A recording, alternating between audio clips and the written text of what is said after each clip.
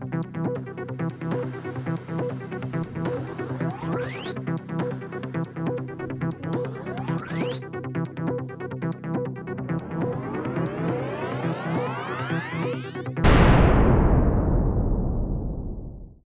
to the NeuroMarvels. Hello, everyone. We're so happy to be back. I am Dr. Gwen Palafox, and this is Dr. Dana Waters here, loving to be back. Feels like we haven't talked in a long time.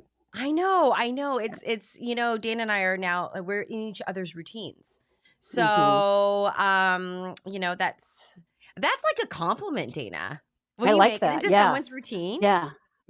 Ooh, let's make and t-shirts. They say that it's like three weeks you're in a routine, but since we tape like every other week, it took a little longer and we're sort of there now. Yeah. I like that. We're going to let's make t-shirts that say like, you're in my routine.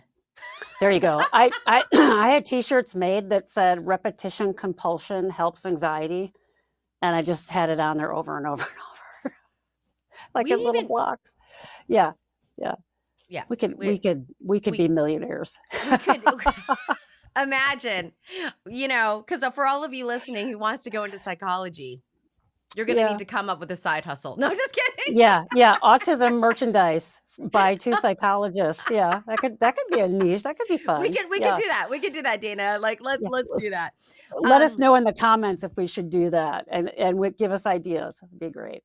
Yeah, we could. What would it be like? What would we make? I think we need to make witty t-shirts, of course. I mean, like, yeah. Right. And since we're going to talk about stimming today, we should have stimming toys and stuff and things. Of course. Right? Yeah. Something, but like classy stimmy toys. Oh yeah. That's the only way we roll. It's interesting. I'm going to just sort of launch right into it. We had a washing machine that you could spin the dial and it would make this glorious sort of clicking, the feel and the sound. And I would just stand there and sort of spin it back and forth. And then that washing machine died and I could kill myself for not, like, before they delivered the new one, I should have gotten in there and tried to take the dial out so I could have had it. I've gone online and looked for something that would have the same feel. And I do think you see stuff showing up now that I think there must have been certainly autistic folks coming up with stuff. I know like NEURODIVERGENT Rebel, who's pretty well known online, has a whole line of things. And she's on the spectrum, so she's probably gotten a lot of input from other people. But everybody, stimming can be really what we call idiopathic. It can be really unique to that person. And if we talk about stimming, let me do some definitions first. Stimming is actually called self-stimulatory behavior. Something that doesn't immediately sound totally pathological. It's not pathologized. Disorder. Yeah. But that's even the word we use in the psychology field. And so stimulatory, right? We think about as if you get sensory stimming and it's not in your control, that can be a bad thing. So self-stimulatory, that's an important component because it's something you're choosing to do. And then behavior is some sort of behavior, although there can be cognitive stims, and we can talk about that as we get into this. But they tend to be some sort of repetitive behavior. So if you think about, like, if you're trying to soothe a little baby, oftentimes you rock, right? Little kid, I used to rock when I was little, and almost all kids do that at some point, or they enjoy some sort of rocking. Some like it like really heavy, fast rocking. Some kids like the low rocking. If you think about if you've ever been nervous and you started fiddling your foot under the table, like you started to move it fast. So I think anybody can understand that idea. Even people that aren't neurodivergent have probably done a repetitive behavior and have done it like when they're anxious. So self-stimulatory behavior is typically to deal with anxiety. Surprise. What happens in the kind of hardcore cure community is seeing stims as something bad, right? Is that they're especially if they're visible, especially if they're deemed disruptive. And so, like, for example, ABA therapy, one of the things they work on is to get a kid to stop doing various forms of stimming. And really all that does is make it go underground and to figure out ways to do it that either no one can see or that are acceptable in the classroom, right? So it's not uncommon to see little kids hand flapping or clapping or kind of hand rolling, rocking, things that you can sort of see, right? But are repetitive. And one of the things that I do, I think I've shared on here before, is little bits of my cuticle, if they're dry and they're hanging there, just the incompleteness of it bothers me. And that's a pretty universal thing, especially in adults. So I'll pick at them to make them perfect, right? I can get to the point where if I do it too much, it damages it and it'll bleed. So I've gone through a whole process of trying to accept my stims, and that being a primary one for me that I probably developed because I couldn't do things that people could see.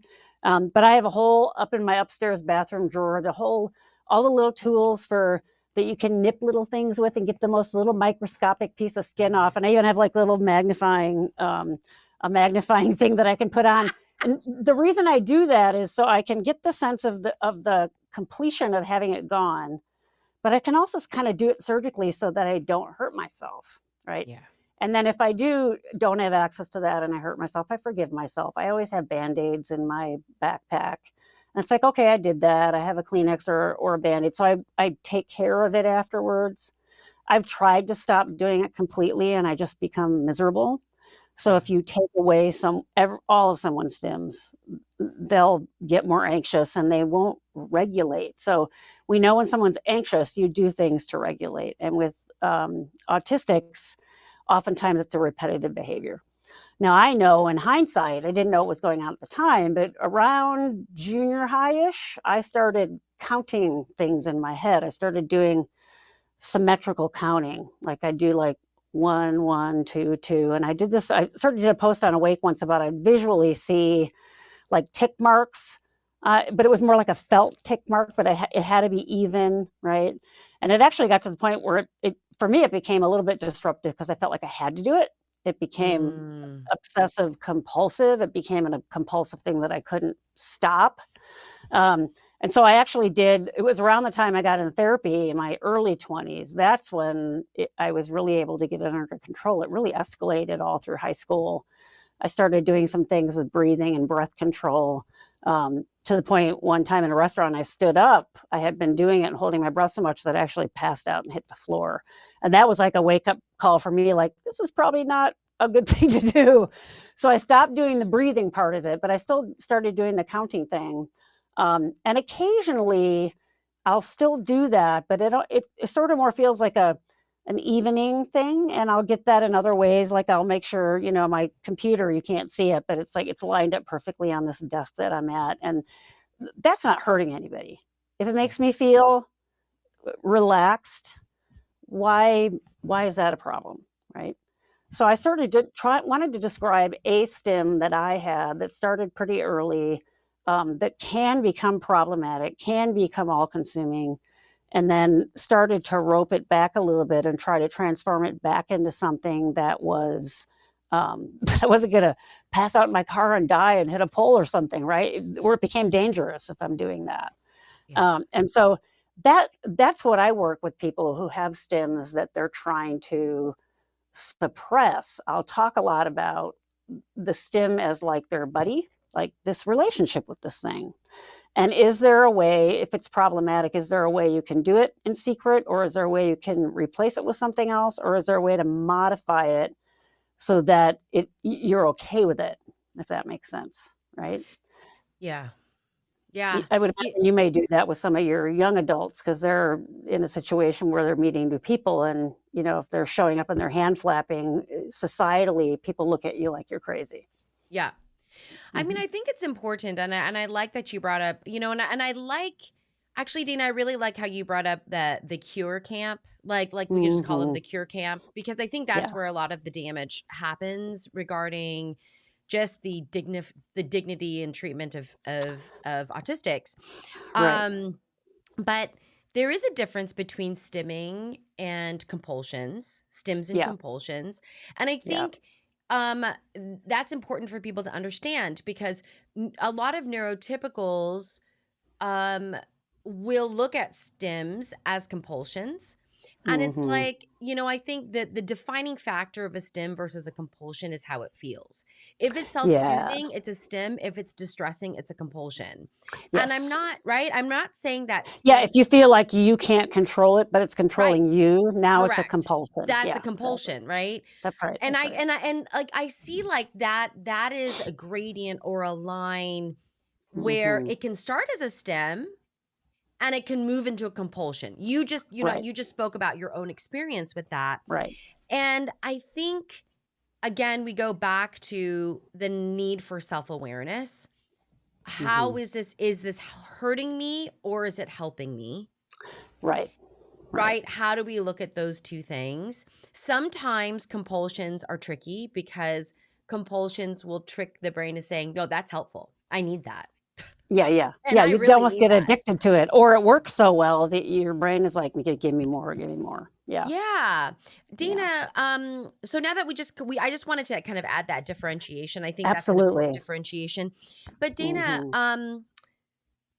what do you say when, okay, not that we're proponents of masking, but we do Yeah. understand that sometimes masking is helpful.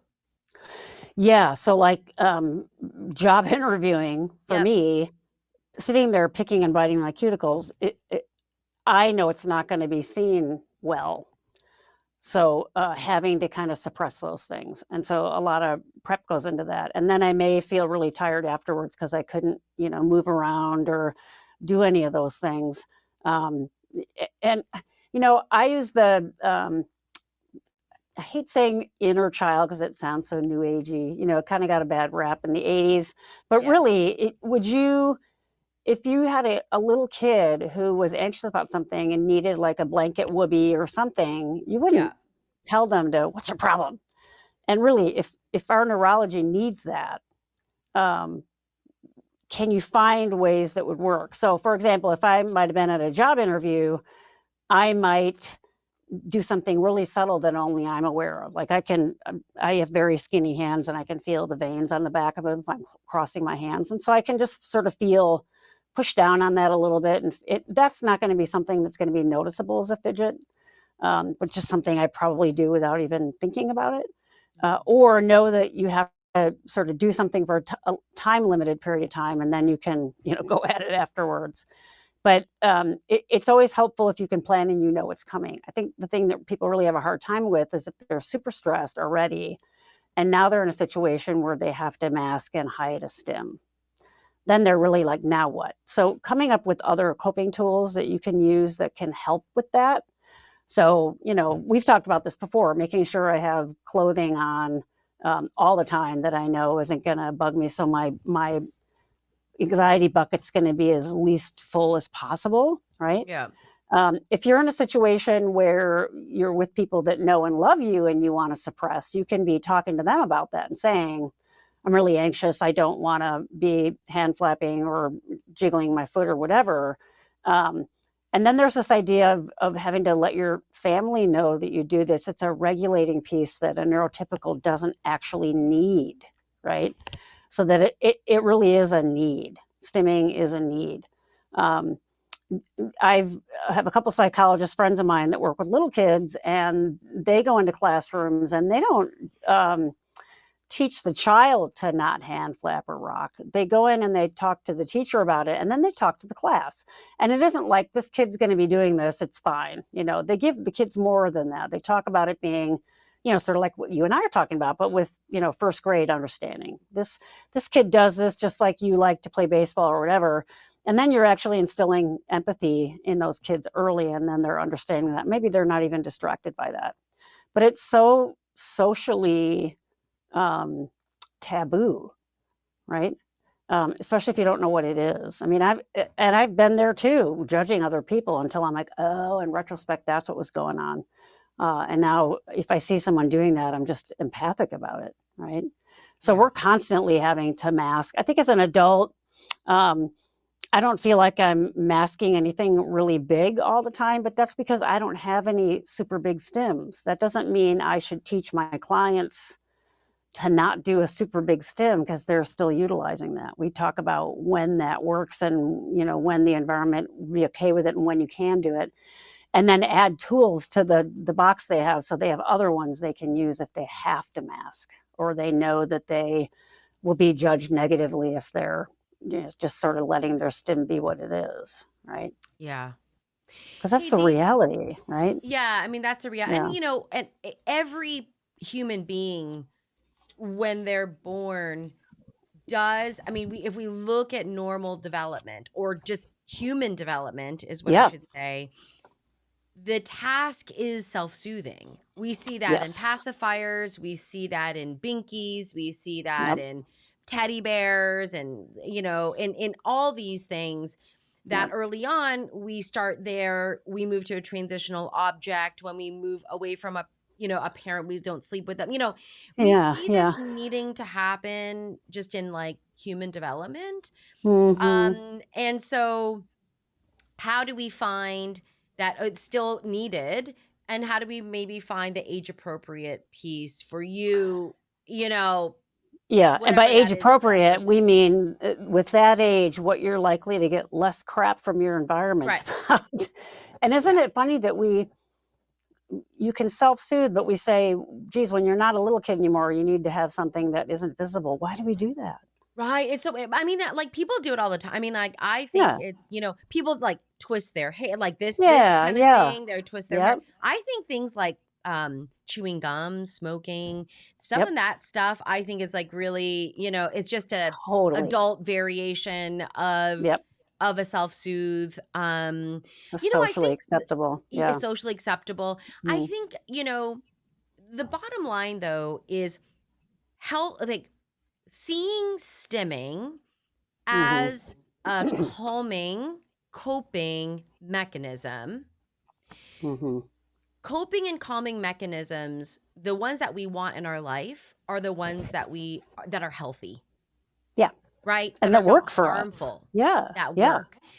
that's right. So, whether you are neurodivergent or Mm, neurotypical, that yeah, still stands. So, we don't yeah, need to take like kind of an, and I think this is where like the ableist thing comes in, right? It's like, yeah. oh, I do my self-stimming thing, you know, and it's just socially appropriate, and you do one that's not, and that's wrong.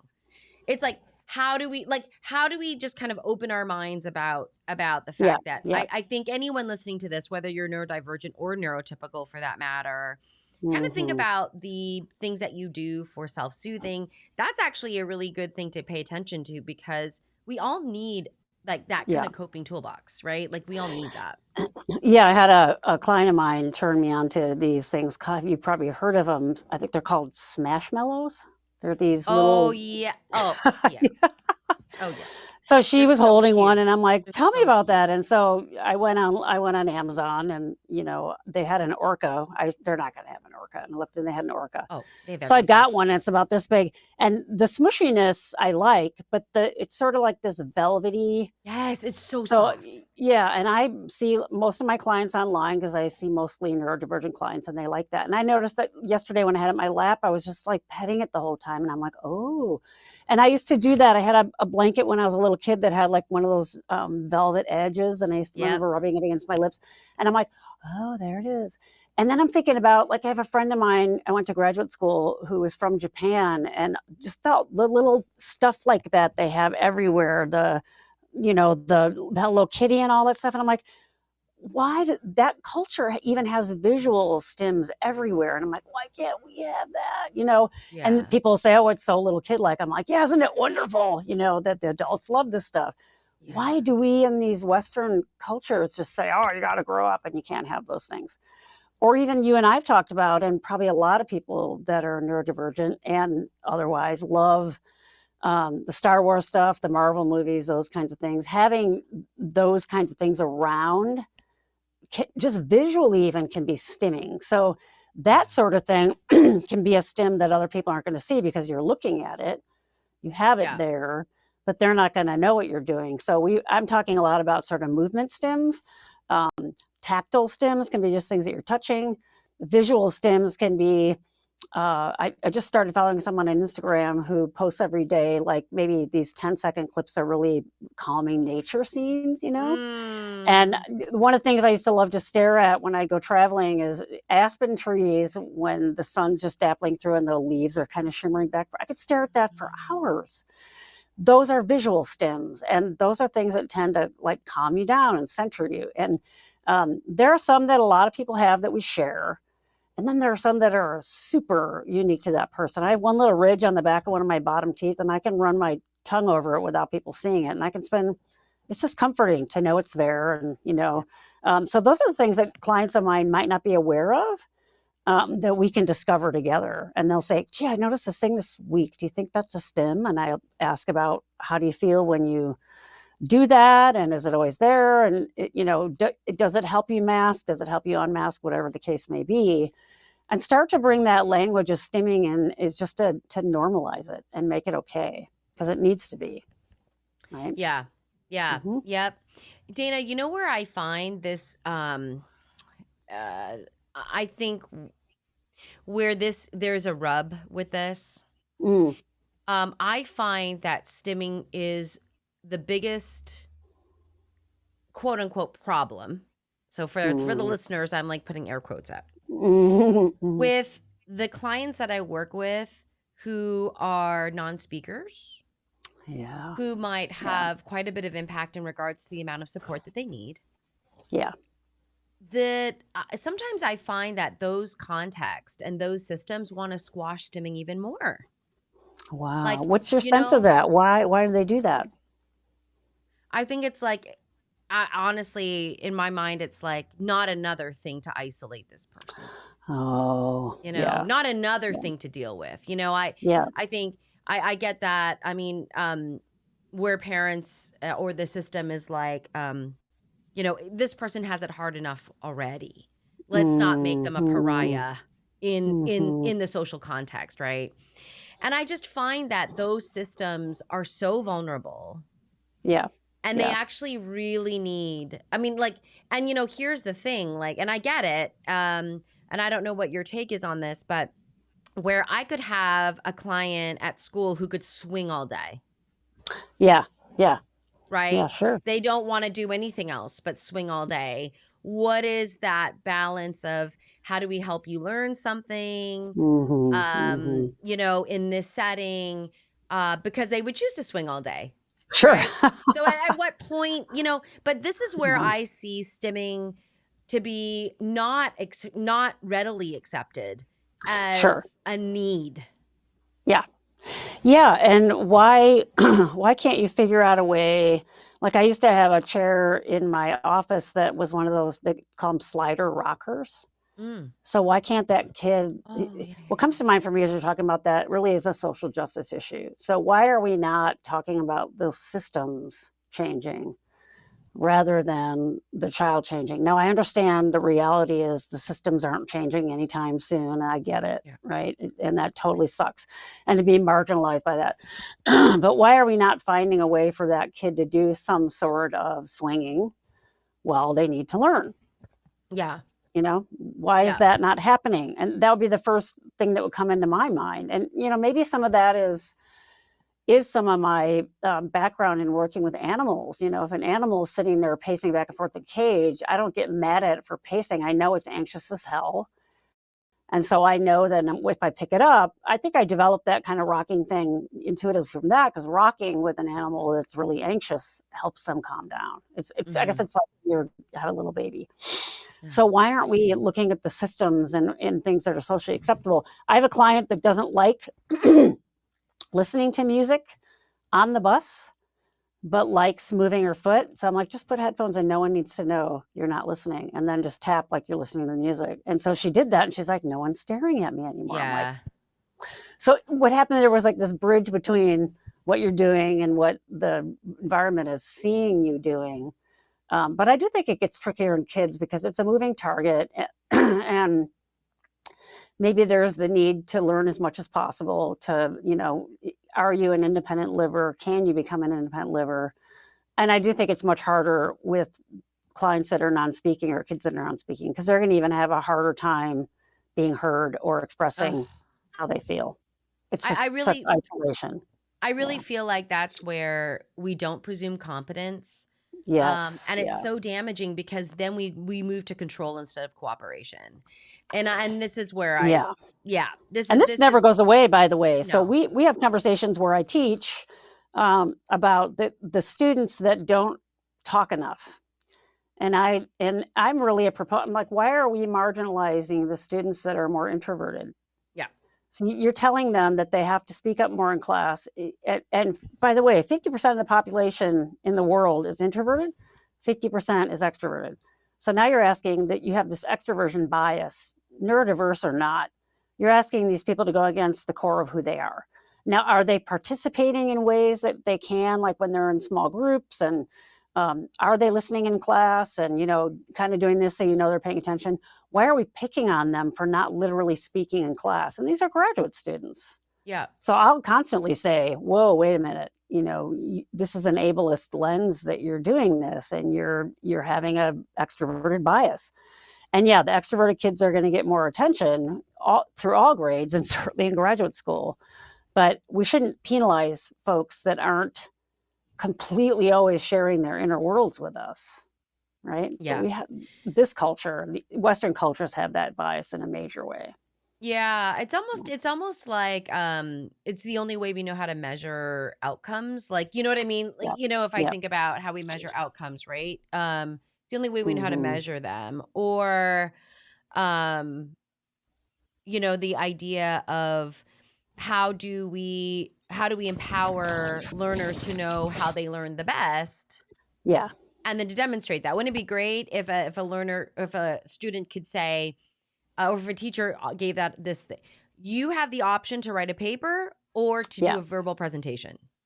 Yeah. Yeah. Like, right? Exactly. Like, I don't know. I mean, like, here we Yeah. go. I mean, I do presentations, and I do them in groups. And we started our quarter last week, and I said to my groups, I said, I'm not going to penalize you if you have one person that doesn't speak or barely speaks at all. I'm going to assume that if there's a problem with how much workload you shared to get ready, you'll tell me. And they all looked at me like, you're the first person that's ever done that. And I could see a couple people in the room just finally relax. And I'm like, it sort of is a version of that. So we really are, when we talk about, it always comes back to masking or self-awareness, but we've talked about masking an awful lot with a lot of different topics that we've covered. And this is one for sure. I mean, it's that idea of congruence and how much can you be yourself. And that is really all about, because you're trying to fit into what the environment says you should do. When if I sat here and rocked, am I really hurting anybody? Not really. If I'm punching them in the face, going like that and slapping people in the faces, that's one thing. yeah. But there's so much repression about it. And there's so much pathologizing about it. And stimming, there are very much two camps. There is the autistic community who says, yeah, stimming, and the ABA, or the let's get rid of stimming camp. Oh, yeah. And they're at war with each other. Oh, yeah. Right? I mean, Mm-hmm. back in the day in ABA, the Mm-hmm. stimming would be treated with some sort of differential or like an incompatible kind of behavior. If you Mm-hmm. stim with your hands, we're going to give you something else to do with your hands. And not even use it as Instead. like a reward, like you can swing after class. It's like, no, you can't ever do that. That's a bad Yeah. thing we want to get rid Yeah. of. Or why don't we learn on the swing? Yeah. Yeah. Right? Like you said, Yep. can we make swinging fun? Can we? And I think I read this somewhere, Dana. We should pull up this article. This it takes blank repetitions, 2,000 something repetitions to learn a new concept, just to get it in your mind. But it takes Wow. like they tested these. They did an experiment with kiddos, and they taught them something just very basic, and it took like Right. hundreds or thousands of repetitions just to get that basic thing. They used play, and it took like 20. Like Oh, it you're was like a kidding. fraction, and it's so interesting to me because there's something to be said about it, and I really feel like Wow. the adult kind of equivalent is if I'm trying to help, like I have a few clients who have a very difficult time understanding the relational ideas, Sure. Yeah. what relationships mean to them in the context of who they are. I never cracked that code until like I used like characters from Star Wars, Oh, or yeah. like, Yeah. who do you see yourself more like? Why? Who do you see your mom more like? Why? And Right, what is that right. relationship like? How is it different than your? And it Yep. really took that kind of framework in And we order used to to do have a that. conversation. Storytelling has been Yeah, part of it's human play. beings forever. And I'm thinking as you were talking about that too, like if a behavior is disruptive, and of course we're doing these things in animal training that we haven't even given to ourselves. So dogs that like lick their paws a lot, it can be, that can actually cause a problem. So now they have these things called lick mats, where Mm. they're Oh like yeah, these, yeah, low price smear peanut butter or whatever else yeah, it is in there, and they can lick for like 45 minutes. yeah, And that, we know now that when dogs are licking, they get this massive dopamine rush, they get oxytocin rush. It's a way that they deal with anxiety. So some dogs need it more than others. yeah, Um, why are we not doing stuff like that for kids? Where's yeah. their licking mat, And what you made me think of with kids learning so much faster with play than just repetitions, again, is like training, which is like punishing training to train a dog to do something versus only reward. The dogs, surprise, learn a lot faster when it's only reward based. Yeah, Why wouldn't you? yeah, Right. yeah. So instead of taking something away, and I do think with kids, I mean, you would know this more than me because I don't work with little kids. I think we underestimate what they might understand, or Always. we don't take the time to say, this is something the other kids might tease you about or whatever. And so, we're going to go in and help you talk about it. And, you always see on a video, this other kid comes and joins them rocking, even though they're not a rocker. And everyone's like, oh, that's so great. We need more of that. We need more of that understanding.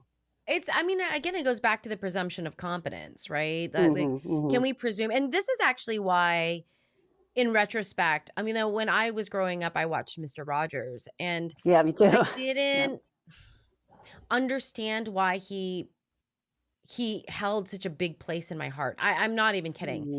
And as I go Mm-hmm. back and I look, it's because he presumed that kids could understand That's and right. had the capability and wanted to understand what was happening. He was the first one to talk about divorce. That Yeah, was it took really the relative. time to do it too. Yeah, Talk about big emotions like anger yeah, and yeah, frustration. yeah. And there's no one else was doing that, and No. he, even like, I even did, he hired a jazz pianist to do all of the musical pieces. And they, at Oh, the time, they were like, why do you even need someone at this level? And he's like, because they get it. And yeah. I loved that. I mean, piece, and like, he comes to my mind a lot as And I'm working with. he was so routine too. He would do the Yeah. same thing. Or, yeah, Yeah. I exactly. mean, it's Yeah, just like really cool. Like, I mean, and he used soothing. Yeah, imagination and to yeah, talk about yeah. difficult, but he always spoke, he never shied away from difficult topics. And, talking That's about right. divorce in the 80s. Oh my God. No, this was Mr. Rogers was on in the 70s, Right. Well, late I 60s, mean, early 70s. right, by Yeah. the time I got to him, right? And so Oh, that's okay. even Yeah. more Yep. like, it was Yep. really relevant for me. My parents got divorced, and it was Mm-hmm. really like it was very taboo societally, and then Yeah. as an Asian person, I mean, even more like another Yeah. double Oh, like yeah. layer. Yeah. And I just Yep. remember like, oh my gosh, it's like not a shameful secret, because Mr. Rogers is talking about it on the television or like whatever. But I Must be a think this thing. goes right. Yeah. And how about this? How about if you have someone in your life that stims, Mm-hmm. instead of making decisions for them about the stimming, Yeah. why don't you have a conversation with them about the stimming? Yeah. Yeah. Even if they're non-speaking, Yep. Yes. even if they're non-speaking, which, how do we have this concept of what stimming is? And I get it. Like, I'm going to play devil's advocate here, Yeah. Dana, with the stimming. What if someone's stimming and they're stimming forever and you Mm-hmm. need to move Yeah. them on?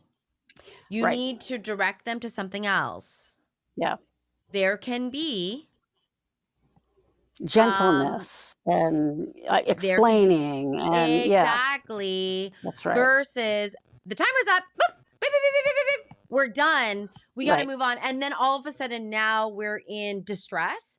Yeah. And for some children, distress is demonstrated through fighting, through Yes. aggression. Yeah. Oh, yeah. because they're Yeah. backs up Getting against a wall. combative, getting angry. Yeah, exactly. And then so I think the stimming gets a bad rap for that as well, right? See, now Yep. this is unhealthy because we can't even stop you from doing it. And it's like, Oh. so these are the things. And, I think, for the audience, Dana and I aren't telling you what to do. We would just Mhm. like you to think, reflect, open your mind about it Mhm. in a Yeah. way that might cause or result in more empathy, might Yeah. result in God, more yeah. collaboration, might result in more cooperation. Yeah.